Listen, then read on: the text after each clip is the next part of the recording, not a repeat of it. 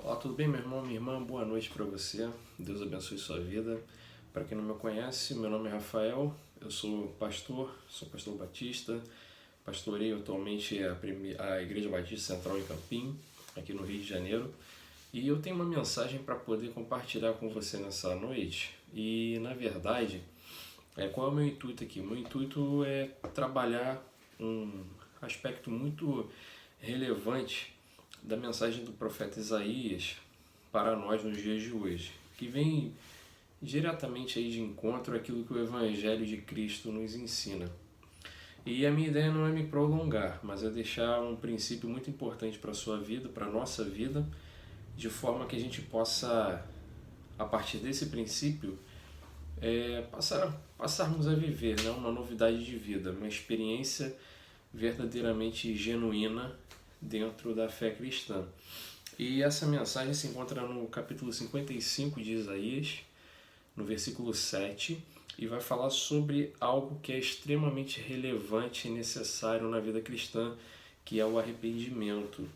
E diz assim o texto bíblico, vamos acompanhar? Se você tiver com a sua Bíblia aí, abra ela e acompanhe nesse momento a leitura.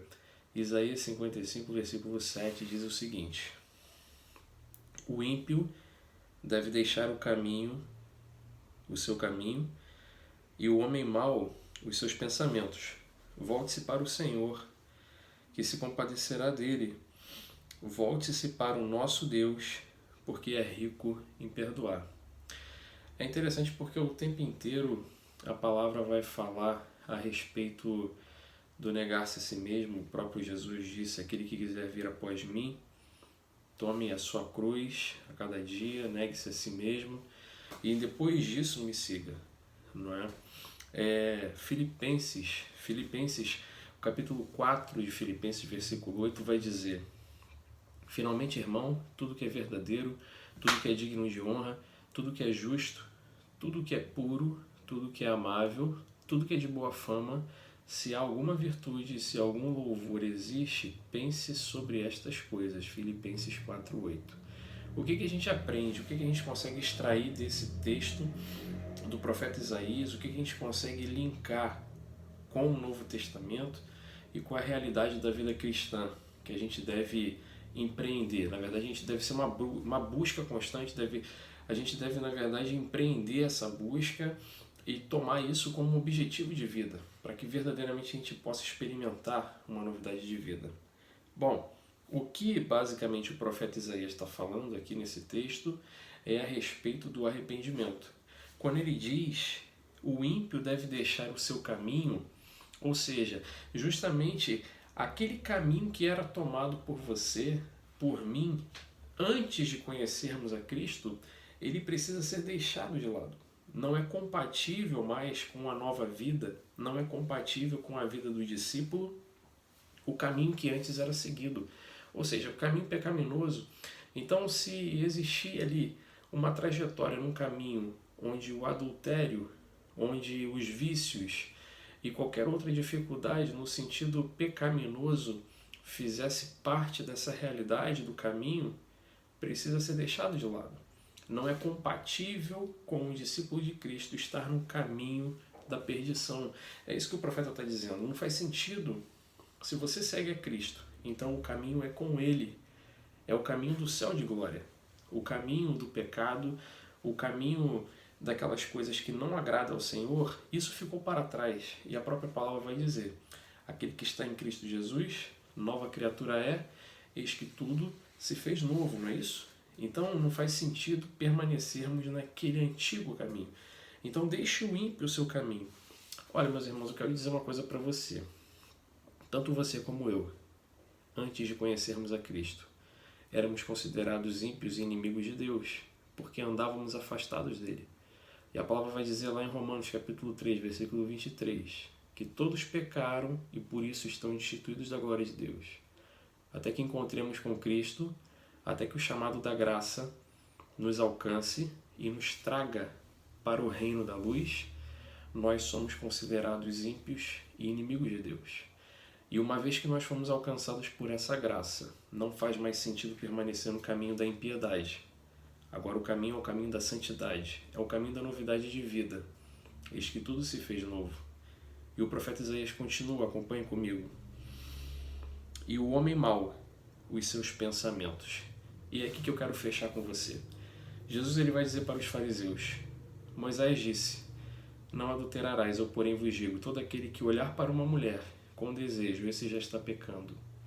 Jesus ele aprofunda o nível da lei de tal forma que ao olharmos para o nível da lei, que ao nos defrontarmos com o nível da lei que Jesus propõe, justamente todos nós chegamos à conclusão, Senhor, é impossível cumprirmos toda a lei. E é aí que entra a graça, porque Cristo veio cumpri-la. Cristo veio cumpri-la na sua totalidade. Mas uma vez que Cristo veio cumprir na sua totalidade e trazer a justiça dele para nós, para que nós nos apropriemos da justiça dele, uma vez que ele é o justo, verdadeiro, e nós somos pecadores justificados por ele, uma vez que isso ocorre, eu preciso agora buscar na minha vida diária uma conversão dos meus pensamentos. Isso envolve arrependimento constante. Quantos pensamentos talvez tenham passado pela sua mente no dia de hoje? Quantos desejos passaram pelo seu coração no dia de hoje, somente no dia de hoje? Pensamentos esses e desejos esses que não agradam ao Senhor. Sabe, meus irmãos, a palavra vai falar a respeito da cobiça. Muito claramente. Tudo começa com a cobiça. Os nossos olhos contemplam, nosso coração cobiça e maquinamos o mal e até que caímos no pecado. Ser tentado não é pecado, mas ceder à tentação é pecado. E isso envolve questões de pensamentos e desejos. A palavra ela é bem clara. O homem mau deixa os seus pensamentos. Filipenses 4:8 vai dizer para que a gente pense sobre as coisas que são do alto. Tudo aquilo que é virtuoso, provém do Senhor, deve ocupar os nossos pensamentos. A nossa reflexão nessa noite vai justamente nesse viés. A gente precisa clamar pela misericórdia de Deus e pedir que a graça do Senhor encha o nosso coração, o seu Espírito encha a nossa vida de maneira que sejamos cheios do Espírito e, sendo cheios do Espírito, os nossos pensamentos sejam ocupados com as coisas que são do alto. Os desejos do nosso coração sejam ocupados por desejos que são de acordo com a vontade de Deus, para que assim a gente possa de fato experimentar aquilo que está lá em Romanos 12:2, experimentando qual seja a boa, perfeita e agradável vontade de Deus. Que essa reflexão ela possa encontrar morada no teu coração, possa abençoar a tua vida. Esse é o desejo do meu coração, é a minha oração nessa noite.